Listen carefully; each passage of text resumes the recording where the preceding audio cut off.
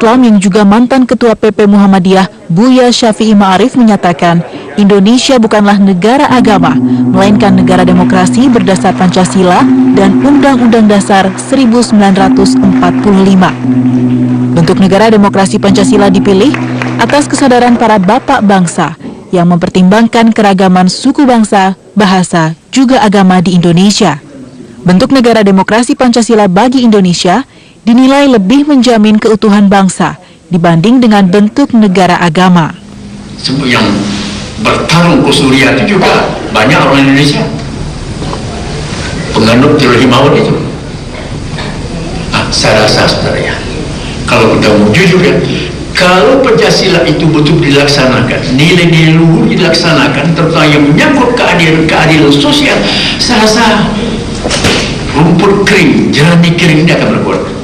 Sementara itu, dalam sebuah diskusi bertajuk Indonesia di Persimpangan antara negara Pancasila dan negara agama, peneliti LIPI Ahmad Burhani Najib menyatakan, menguatnya semangat keagamaan justru bisa berefek negatif jika dibarengi dengan intoleransi dan irasionalitas.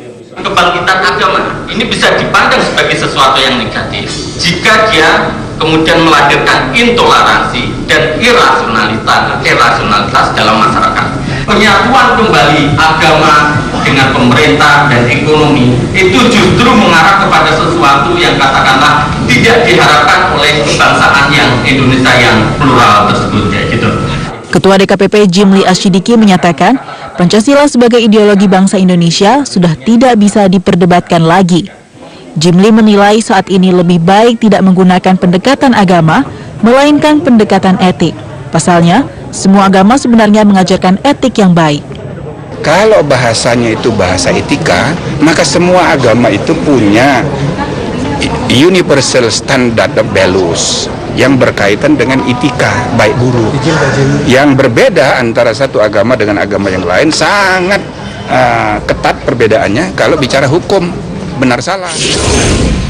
Negara Pancasila adalah pilihan final bangsa Indonesia. Dinamika politik di Indonesia termasuk persoalan pilkada dimanfaatkan sekelompok orang untuk menggunakan isu agama sebagai alat kepentingan politiknya. Nah, benarkah negara Pancasila dalam kondisi darurat? Kita akan mengkonfirmasi hal ini dengan cendekiawan Muslim yang juga mantan Ketua Mahkamah Konstitusi dan saat ini Ketua DKPP Profesor Jimli Asyidiki. Selamat sore Profesor Jimli. Apakah Anda melihat saat ini nilai-nilai Pancasila itu sedang terancam? Selamat sore dan selamat malam. Tadi saya sampaikan di dalam forum diskusi itu bahwa forum ini penting untuk meyakinkan sebagian warga bangsa kita bahwa negara Pancasila kita ini sudah final. Bahwa ada banyak masalah-masalah itu kita atasi aja, tidak perlu kita berkesimpulan terlalu serius gitu, seolah-olah kita betul-betul sudah di persimpangan jalan. Memang ada tren radikalisme, tren konservatisme di dalam pemahaman keagamaan. Banyak sekali faktor yang menyebabkan dan itu harus kita atasi, kita selesaikan. Nah, yang kedua adalah soal demokrasi, soal pilkada. Ini kan memperhangat suasana. Jadi kita forum tadi itu berusaha untuk menenangkan lah, jangan sampai gara-gara pilkada kayaknya negara kita mau bubar. Enggak, insya Allah sebentar lagi beres ini urusan pilkada, ini akan bisa lebih tenang. Nah memang pembudayaan sikap demokratis, terbuka, inklusivisme dan universalisme ini penting, butuh waktu. Jadi saya berusaha untuk meyakinkan bahwa insya Allah negara kita ini kita perbaiki aja terus menerus sambil kita tegakkan sistem yang sudah disepakati bersama, antara lain hukum. Tegakkan hukum itu sebagai bagian dari proses pendidikan publik, pendidikan politik, dan Pak Kapolri setuju sekali dengan pendekatan demikian. Jadi kita tegakkan aturan yang sudah disepakati bersama secara demokratis.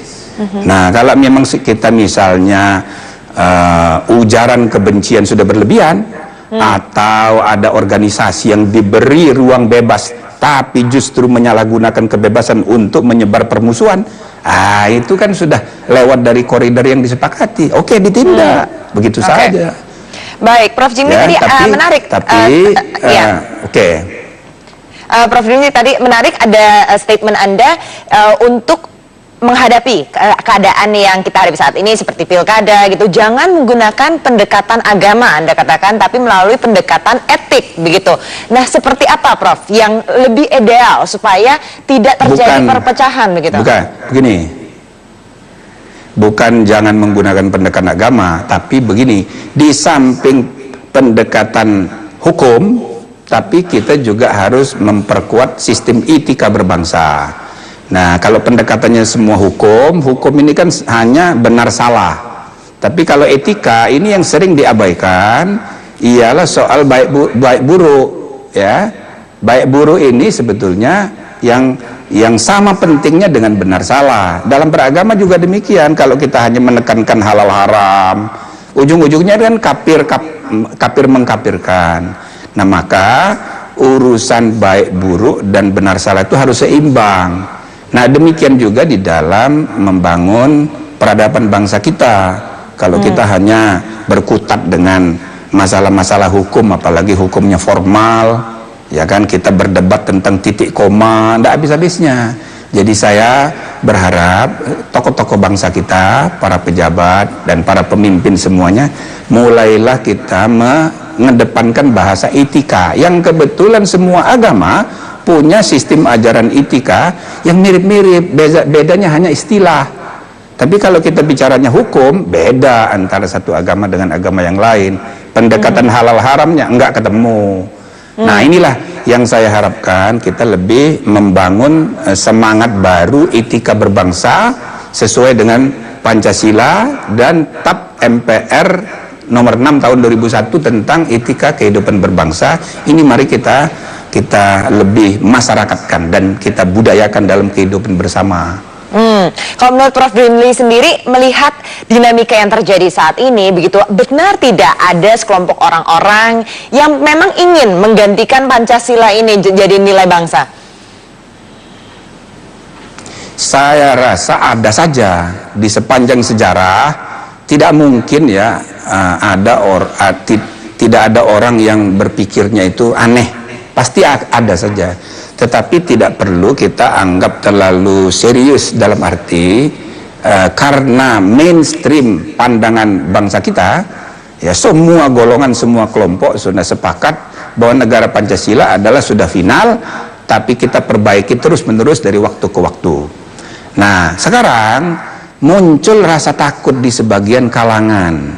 Ini kan gara-gara pilkada, tapi sebetulnya ada kaitan dengan suasana global. Memang Islam sekarang di Eropa, di Amerika itu sedang dilihat sebagai ancaman. Orang takut kepada Islam. Bahkan dengan orang yang namanya ada bau-bau Islam saja, itu imigrasi di Amerika, imigrasi di Eropa, ketat sekali. Karena apa? Karena ada Islamofobia, dan ini mempengaruhi juga. Karena itu tokoh-tokoh Muslim, ormas-ormas Islam harus menyadari, sehingga dalam berbahasa, dalam hidup bersama ini, mari kita juga harus perhatikan perasaan ya teman-teman kita non-Muslim dan lain sebagainya. Baik, Profesor Jimli Asyidiki, sayang sekali waktu kita sudah habis. Terima kasih sudah bergabung bersama Prime Time News. Angkat bicara dalam seminar bertajuk Indonesia di Persimpangan antara negara Pancasila dan negara agama. Buya mengungkapkan adanya satu paham teologi maut. Safi Ma'arif menyatakan saat ini pemahaman teologi maut mulai merebak di dunia. Teologi ini dianut mereka yang berani mati atas nama agama. Misalnya untuk datang ke Suriah bergabung dengan gerakan ISIS. Tidak sedikit warga negara Indonesia yang mempertaruhkan hidupnya dengan bergabung ke kelompok Islam radikal yang memicu konflik tidak berkesudahan di sejumlah negara Timur Tengah. Jika tidak waspada, kondisi yang sama bisa terjadi di Indonesia. Dan Syafi'i menegaskan negara tidak boleh kalah dengan radikalisme agama. Syafi'i meminta seluruh komponen bangsa untuk bersuara menolak radikalisme dan menjaga keutuhan bangsa dengan mempertahankan Pancasila dan Undang-Undang Dasar 1945. Yang bertarung ke Suriah itu juga banyak orang Indonesia. Penganut teologi Maud itu. Saya rasa saudara ya, kalau kita mau jujur ya, kalau Pancasila itu betul dilaksanakan, nilai-nilai luhur dilaksanakan, terutama yang menyangkut keadilan sosial, saya rasa rumput kering